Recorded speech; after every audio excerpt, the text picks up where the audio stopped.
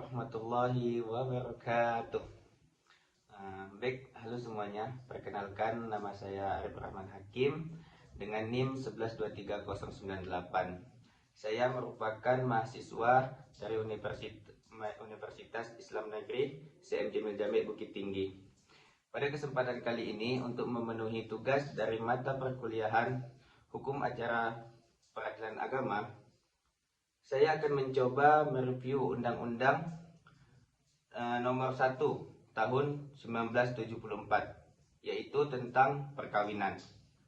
Dalam perjalanan hidup manusia, perkawinan bukan sekedar pertemuan dua hati, melainkan perjanjian luhur yang menyatukan harapan, tanggung jawab, dan masa depan.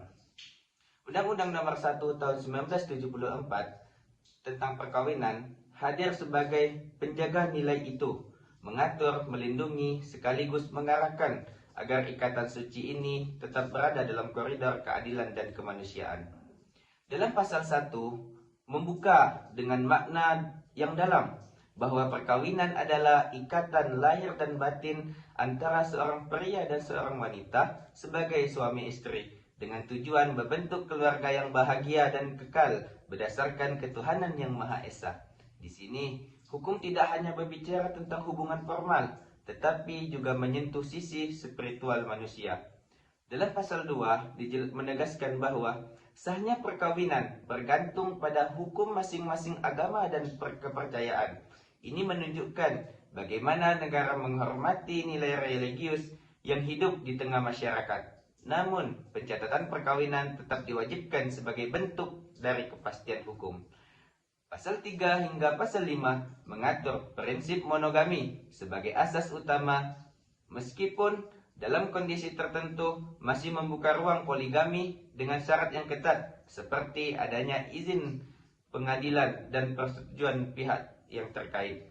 Di sini terlihat supaya hukum untuk menyeimbangkan norma agama, realitas sosial, dan perlindungan terhadap perempuan. Pada pasal 6 hingga 12 berbicara tentang syarat-syarat perkawinan, termasuk persetujuan kedua calon mempelai serta batas usia minimal. Ketentuan ini diperkuat melalui perubahan hukum yang menyesuaikan batas usia demi melindungi hak anak dan masa depan generasi muda. Pada pasal 30 hingga 34 mengatur hak dan kewajiban suami istri. Perkawinan dipandang sebagai kemitraan suami dan istri, memiliki tanggung jawab yang saling mencintai, menghormati, dan membantu satu sama lain dalam kehidupan rumah tangga. Pasal 35 hingga pasal 37 membahas harta benda dalam perkawinan. Harta bersama menjadi simbol kebersamaan, sementara harta bawaan tetap berada dalam penguasaan masing-masing pihak, kecuali ditentukan lain. Ini menunjukkan adanya keseimbangan antara kebersamaan dan hak individu. Pada pasal 38 hingga pasal 41 mengatur tentang putusnya perkawinan, baik karena kematian, perceraian, maupun keputusan pengadilan. Perceraian sendiri dipandang sebagai jalan terakhir yang harus ditempuh dengan alasan yang jelas dan melalui proses hukum, agar tidak merugikan salah satu pihak, terutama anak. Pasal-pasal selanjutnya juga mengatur tentang kedudukan anak, perwalian, serta aspek administratif lainnya, yang memastikan bahwa setiap anggota keluarga mendapatkan perlindungan hukum yang layak. Namun, sayangnya, undang-undang ini bukan tanpa kritik. Dalam praktiknya masih terdapat tantangan, terutama terkait kesetaraan gender dan perlindungan terhadap pihak yang rentan. Oleh karena itu, perubahan dan penyesuaian harus tetap dilakukan sebagai bukti bahwa hukum harus hidup dan relevan dengan perkembangan zaman.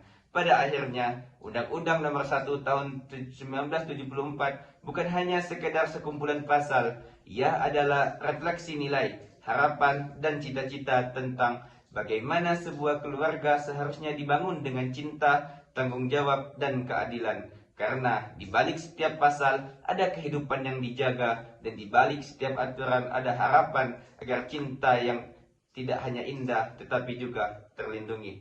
Baik, sekian dulu review Undang-Undang Nomor 1 Tahun 1974. Nantikan video saya selanjutnya.